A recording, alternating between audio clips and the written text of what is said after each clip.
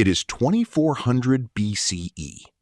A farmer named Ur-amma is standing in front of a temple scribe in the city of Nippur.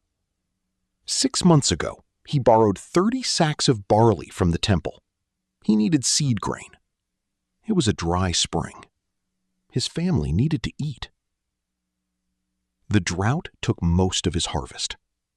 He came back with 11 sacks. The scribe doesn't look up. He presses a reed into wet clay. He calculates the interest. 33%. The rate the temple set 400 years ago, and never questioned since. He reads the total back to Ur-amma. Ur-amma cannot pay. By the end of the week, his land belongs to the temple. His tools belong to the temple. His eldest son will work off the remaining balance, not as an employee, as a slave. This is not a story from a novel. Archaeologists have found thousands of tablets exactly like this one, in the ruins of Ur, in the ruins of Nippur, in the ruins of Lagash. The oldest financial records in human history are not stories of commerce or trade. They are stories of people who could not pay. And here is what should stop you cold.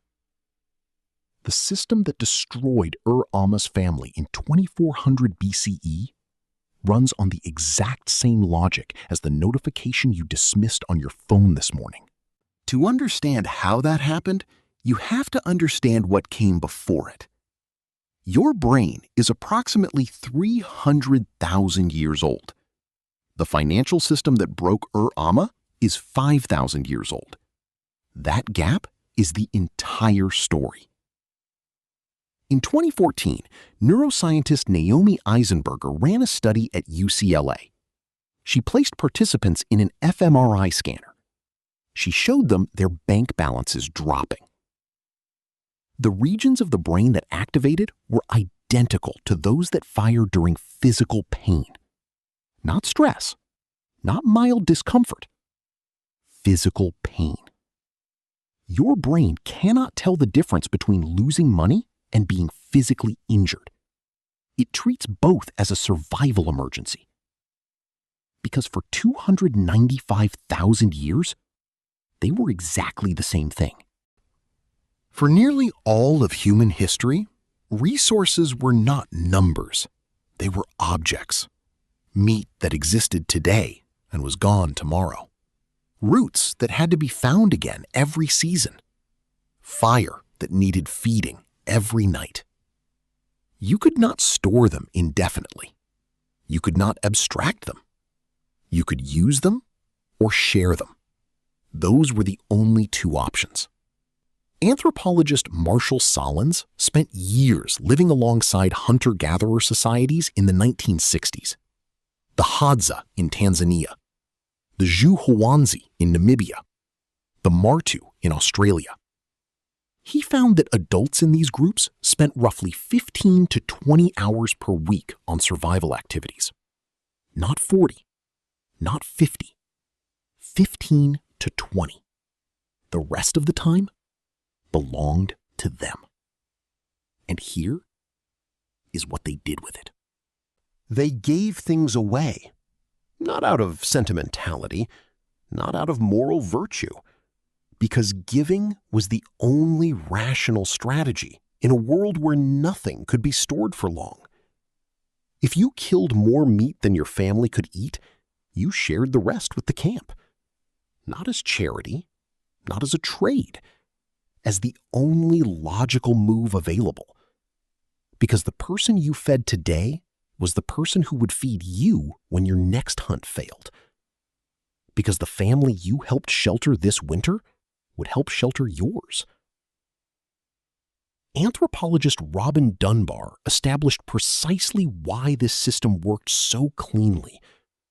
The human brain can maintain stable social relationships with approximately 150 people. That is the cognitive ceiling. In a band of 50, you knew everyone. You knew who worked hard You knew who shared without being asked.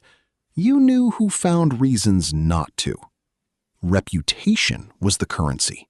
Memory was the ledger. The community was the bank. If a hunter consistently kept the best cuts for himself, people stopped inviting him on hunts.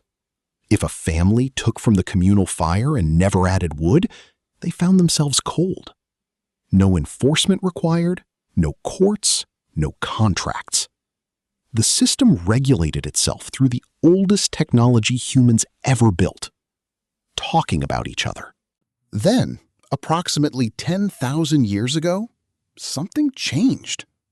Humans in the Fertile Crescent began farming. Populations grew. Villages became towns. Towns became cities. And cities destroyed the only financial system that had ever truly worked for human beings. In a city of 8,000 people, you could not know everyone. You could not read a stranger's reputation. You could not trust your memory of their history. The social ledger that had functioned for 290,000 years became useless. Something had to replace it. Here is what replaced it. And this is the part that almost no one teaches.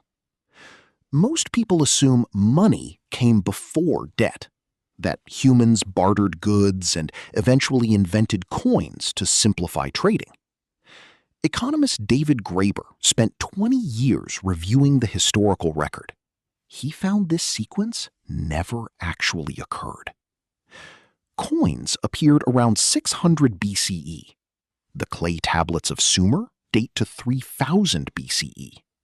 Records of obligations with no physical money at all predate even those.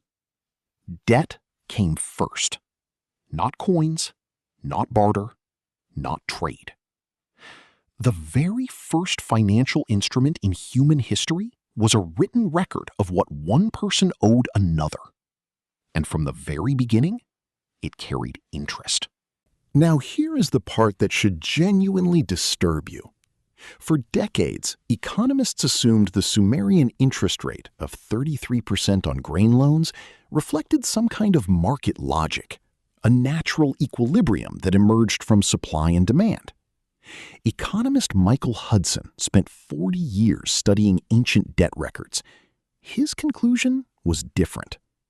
The rate was set arbitrarily by temple administrators for purely bureaucratic reasons, because 33% divides cleanly into the Sumerian base 60 number system. It was chosen because it was easy to calculate on a clay tablet. The interest rate that sits at the foundation of every mortgage, every credit card, every student loan in the modern world is descended from a number a Sumerian accountant chose in 3000 BCE because it simplified his arithmetic. There is no natural law behind it. There is an accountant behind it, working by oil lamp, pressing a reed into clay. Now comes the part that economists rarely discuss. The same rulers who invented this debt system also knew it was eating their civilization alive. Here is how we know. Beginning around 2400 BCE, Mesopotamian kings began issuing periodic royal proclamations called Andurarum. The word means in Akkadian, clean slate. The king would announce that all personal debts were canceled. All land seized for unpaid debt would be returned to its original owners.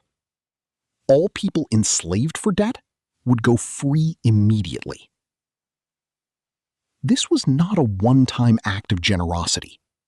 It happened regularly. Nearly every new king who took the throne in Mesopotamia issued a clean slate proclamation within the first year of his reign. For over 1,000 years. Hammurabi issued one. Rimsin of Larsa issued one. Ammi-Saduqa issued one. The reason was not compassion. The reason was survival. Without a periodic reset, too many farmers fell into debt slavery. Too much agricultural land concentrated in the hands of creditors, and not enough people remained free to grow food. The economy contracted. Armies went unfed. Cities began to fail. So the king canceled the debts, freed the slaves, returned the land, and bought another generation of stability before the cycle started again. These rulers understood something that has since been deliberately forgotten. Debt, left unchecked, does not grow an economy. It devours one. So they built a circuit breaker directly into the system. It worked for 1,000 years. Then, the circuit breaker was removed. The last time anything resembling a debt jubilee happened in the Western world was 1931. Germany suspended its war reparation payments. Not out of principle, because the alternative was total civilizational collapse. Today, the concept is treated as radical, dangerous, irresponsible. In ancient Mesopotamia, it was considered basic governance, the minimum required maintenance for a functioning society. In 1694, the Bank of England was founded, not to serve the population, to finance a war. In 1913, the U.S. Federal Reserve was established, not as a public institution, as a private banking entity with the authority to issue currency in the form of debt. In 1974, credit cards became available to ordinary consumers for the first time. For the first time in history, you could borrow money to purchase things that no longer existed by the time the bill arrived. In 2008, the global financial system came within hours of total collapse, under the weight of debt instruments so complex that the people selling them could not explain what they were selling. The response was not a jubilee. It was not a clean slate. It was not a cancellation. Banks received trillions in public funds. Ordinary people received foreclosure notices. Ur-amma lost his land to the temple in 2400 BCE because a drought took his harvest. In 2008, millions of people lost their homes to banks because a financial system collapsed under its own complexity. The scribe just has better software now. This is not an argument that the modern world is pure extraction with nothing to show for it. We have vaccines. We have antibiotics. We have surgical techniques that would have looked like miracles 2 centuries ago.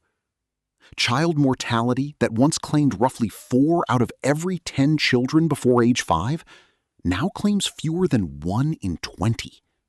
These are genuine wins, enormous ones. No one serious is suggesting we return to digging sticks and barley loans. But we stopped doing the one thing that even the kings who built this system understood was necessary to keep it from consuming everything underneath it. We stopped resetting. We let the debt compound, generation after generation, without a jubilee, without a clean slate, without any mechanism to stop the accumulation before it reached the foundations. That tightness in your chest when the balance is lower than it should be? That quick mental calculation you run when a friend suggests somewhere expensive for dinner? That 3 a.m. arithmetic where you add up what you owe and subtract it from what you have? That is not a character flaw. That is not poor financial discipline. That is a 300,000-year-old nervous system responding to a 5,000-year-old trap that even the people who built it knew had to be periodically dismantled. The Sumerians had a word for what you actually need. Ondurarum. Clean slate. They did it every generation because they understood that without it, the system consumed the people it was supposed to serve. We just forgot to keep doing it. And somewhere in the ruins of Nippur, pressed into a clay tablet that survived 4,000 years, is the record of a man named ur-amma who couldn't pay 30 sacks of barley back with interest. His son worked off the debt. His grandson started the whole cycle over again.